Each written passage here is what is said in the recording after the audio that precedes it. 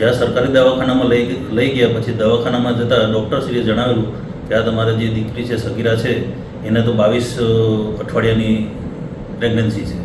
તેથી આ લોકો એકદમ ચોંકી ગયેલા અને વિશ્વાસમાં લઈને પછી એને પૂછપરછ કરીને એને એક સગીરનું નામ આપેલું.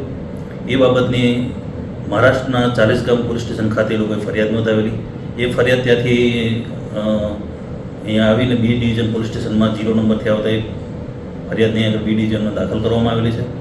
આ હકીકત જોતાં સગીરાને જે તે સમયે ફરિયાદમાં પૂછતા જણાવેલું કે જ્યારે મારા એના મધર છે નોકરી કરવા જતા હતા. નોકરી કરવા જતાં એ દરમિયાન એમના જ કુટુંબીના 2 સગીર વયના જે કાયદાના સંઘર્ષમાં આવેલ કિશોર કહી શકાય એ એના ઘરે આવતા અવારનવાર એમની સાથે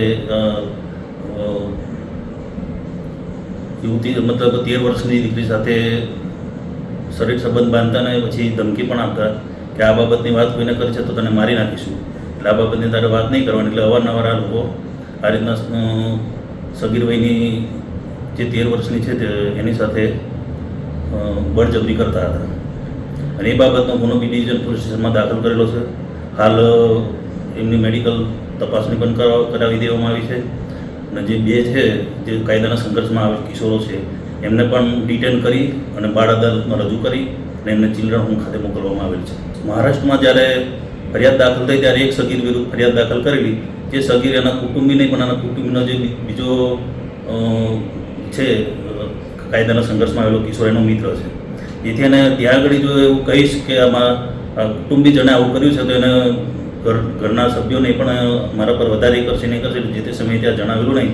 પણ એ બી ડિવિઝન ખાતે સગીરાની પૂછપરછ કરતા તેને જણાવેલું કે 17 વર્ષનો જે બીજો છે એનો કુટુંબમાં રહે છે અને એનો કુટુંબી છે જેને એની સાથે વધારે બળજબરી કરીને દુષ્કર્મ કરેલું છે. જેથી એને અહીંયા આગળ પૂછપરછ ખાતે બીજા આરોપીનું નામ ખોલતા બે કાયદાના સંઘર્ષમાં આવેલા કિશોરોને ડિટેન કરવામાં હાલ સગીરાને તેમજ બંને કાયદાના સંઘર્ષમાં આવેલા કિશોરોનું મેડિકલ ચકાસણી કરવામાં આવી છે.